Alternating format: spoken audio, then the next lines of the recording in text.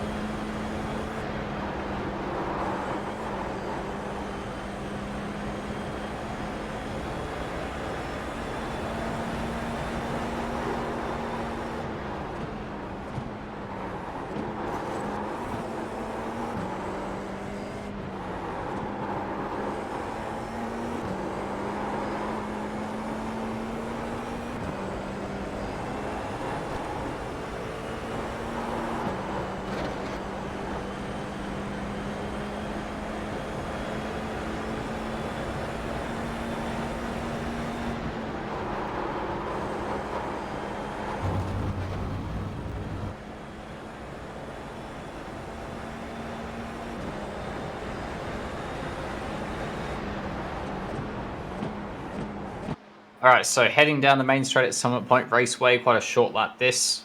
Familiar to anyone who's done a bit of Mazda racing around here. So first corner, probably the trickiest corner on the track in a lot of ways for this car. Down to third gear. You can try second. I think third's a little bit better. Helps keep the minimum speed up and also help your exit, which we'll get into in a sec. Braking is quite late. Just here, you've got these three cones on the left and these nice white lines here to use as well as braking reference. So braking just after these, you can see a very hard brake hit here. Maintain quite a bit of pressure in a straight line down to third gear. And then bleed out very quickly as soon as you start turning in, which is pretty standard with this car. And you'll turn in basically when this service road on the left starts. You can see kind of go inside this different colored bit of tarmac. So very easy to lock your front tires here. So that's probably the biggest thing I would say is be sure you're out of the brake when you turn in. It's so easy to get some understeer here, even if you're running fairly rearward on the bias, just because you've held the brake on as you turn in, especially with the way the bumps are. So if you're understeer on entry, you can hear the tires kind of screeching a bit, then be sure you're getting out of the brake. I just try and drop the brake as much as possible here on the entry so you can see we slow it down.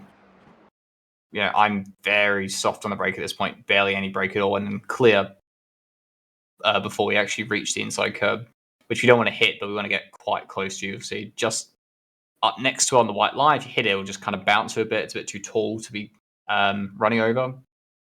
But yeah, main thing here is be efficient in a straight line. The brakes, just clear the brake when you turn in. It should feel like you get that done kind of early-ish, I want to say. So it should feel, okay, then now I have time to get stuff done. You're more worried, if anything, about understeering off on the exit. But so that's why part of the reason we're in third is we're not going to get like a snap of oversteer or anything. So we should be able to plant the throttle very aggressively. So if you watch my throttle trace in the bottom left, a little bit of throttle and pretty much all the way straight to 100%. Force the car out wide. And this is where you got to be smooth on the steering, which is really important in this F4 car. Lock on the middle of the corner, get up to full. Then we've got to just try and release the lock so we're not scrubbing the front tires and killing the speed in quite a low-powered car. Use all the track on the exit here. You won't get an off-track for that. Smooth the wheel. Bring the car back over to the right-hand side of the circuit. Just try and open up this next left-hander. We don't need to use that little bit of road in this car. Make sure we're parallel to the white line and using all the track at this point here after this little service road on the right. Which is kind of just going after that is your, I don't want to say breaking point, but kind of lift braking point. You can see here we have a very, very soft brake here. Just as we turn into the corner. I like taking the inside curb. I think it gives you a bit of rotation and it just lets you you can kind of hook around on it a bit, karting style, I would say. Yeah, you can carry a bit more speed if you miss it, but I think it just helps you get on throttle a little bit earlier because this car just needs, especially on the fixed setups, understeers quite a lot on throttle. And so having be on the curb just means you can pick up throttle a little bit earlier and helps your exit. And it's a bit more consistent, I find, as well, because then you don't have to be absolutely perfect with your positioning in terms of just being next to the curb. You can kind of hit the curb at different angles and still get away with it somewhat. So key here is fifth gear and really soft on the brake. The softer you can be on the brake pedal, the better, while still making the apex. And the throttle pickup needs to be fast, okay? No messing around the throttle, no lifting off. You're just going to create understeer. Understeer is your enemy here. You don't want to have to put tons of lock on the steering. Fast to full throttle. When you commit. And look over the rise for the exit. Don't dip wheel on the gravel. With the current gravel model on iRacing, you'll lose tons of time. Bring the car to the left for this right-hand kink. Be really smooth on the steering and don't meet it too early. So look to meet the white line over here on the exit. Don't look to meet it here. There is a bit of camber, so you will go in. You're not going all the way out here and then cutting back. You're going to meet about here-ish and then turn. But we don't want to aim to meet the white line in this compression. It's around here somewhere. And this is all about prepping the next left-hander that's coming up. So you can see here, I kind of meet the end of the curb. It should be flat. I like to hold fifth. You might be on the edge of the limiter, especially if you're following somebody. So keep that in mind. Maybe if you're racing, you'll have to go into sixth. But generally, I'd say just hold fifth. It's just consistent. And it means you have one less downshift to do into here. So bring the car back over to the right-hand side. Quite tricky because we're loaded when we hit the brakes.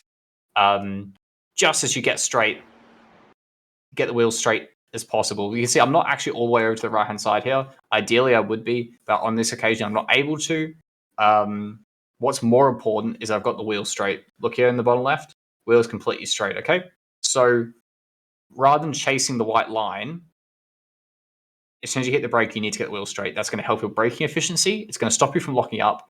And if you're turning and braking here, you're just going to brake off towards the grass as well. You can see here I'm pointing in this direction, but I'm not at this point. I shouldn't really go on the grass. So kind of meet the white line a bit. Moves around, it settles as I go through the braking zone. Down to second gear here. You can try third. I just found it's very understeery, and again, second I just felt was more consistent. Use all the camber here, tons of it. Quite a fun corner. This you don't need. It's a bit like the previous or the second corner. Fast left, you can avoid the curve. Like there is enough grip down low, but I find it's quite. And here you can hear the inside wheel is spinning up here. However, there's not really a long exit afterwards. It's just about getting it tight. So I like just throwing the car onto the curb, kind of rolling the speed down to second gear, rolling it onto the curb, able to keep the car tight then, which I think is more important, right? Getting it all the way to the left here to fully opening up this next right-hander, which is a super important corner because the exit of this affects us all the way up until the last corner and even in some ways onto the main straight. So this is the most important exit on this track. So making sure we prepare this, even if we're compromising this exit a bit, we're not going all the way out to the edge of the track on the right here. We just need to keep it tight. And you can see in the whole way I did the corner, it's almost like that as well. I didn't go in too early. I didn't carry the speed in third. I got it in second, got it tight, got it rotated, kept it to the left-hand side of the track, got to the white line there. Then I turned in, down to second gear. Once again, quite a soft brake there. Don't want to upset the platform of the car too much on entry. And you should feel when to pick up throttle here based on when the car will just grip up through the camber. A lot of the corners on this track are like this. And now the challenge here is the scrub, right? So we don't want to put too much lock on through this next section. We want to minimize the lock as much as possible while carrying as much speed as possible. And those two things are obviously kind of competing with each other. You know, you can't, it shouldn't be easy. It should be the limit of like how much can I get away with while still getting on throttle early. So on throttle in second. You see, I'm trying to feed the steering out, use all the track. Just like over this little crest, I got a little bit of movement on the rear, but I didn't have a big snap. I managed just about control the wheel. It's all about being really smooth with the steering here. Bring it back to the right. Just about, you don't need to hit this curve on the right. Again, you'll probably just get inside wheel spin if you ride it, so there's no point, but you just need to bring it over here to prepare the next section to try and reduce the amount of steering we put on. Again, smooth on the steering, bring it over to the left. Prepare the car. We don't need to go all the way to the left to take this right-hander flat, so let's just go straight for a little bit and get the car into the right-hander. You don't need to take the curve once again, so just being smooth with the steering and not hitting these curbs that we don't need to hit. Okay, last corner now. Quick corner in this car, holding fifth gear, very soft brake, very similar technique to to the second corner. The big difference is you have to wait a little bit longer to pick up throttle, whereas that is like a quicker turn. It's kind of like a flick, let's say, kink almost. Whereas this one is a longer, more gradual corner. So you're going to be braking while you're turning in, and you kind of just got to wait a bit, which means you can't really be too aggressive on the front because if you kind of steer too much or brake too much, one, you'll overslow the car, but two, you'll kind of use up the front tire or overheat the fronts, lean on them too much too early. So we don't want to slide the front tire, so we're just going to be soft on the brake. So we're being really smooth here and gradual. Very hard to find a turn-in point or braking point at this point. I mean, you have on the right-hand side of the track, it should be pretty much where the pit entry starts. So you're about in line with that. You want to meet the inside curb around here somewhere, which we'll get to in a sec. So it's not at the start of the curb, it's a bit after it. If you meet it at the start of the curb, you will find yourself probably forced to pick up throttle or come out of the throttle or running wide on the exit, which you don't want. So yeah, soft brake there. The softer you can be whilst making it to the inside curb, the faster you'll be pretty much. It's all just momentum, yeah? Same as the second corner. How soft can I be on the brake while still getting to the inside of the track? And when you get here, that's when you can pick up throttle, yeah? And where you want to be absolutely maximizing that exit. So what can I carry up to that point? It's very similar to turn 2 in that aspect. And once again, we don't want understeer. So when you go on throttle, be pretty quick with it, yeah? It's not a switch. It's not 0 or 100, but it's almost like that. Yeah, there's a little bit of just building, but we're pretty direct in how we get to 100% throttle.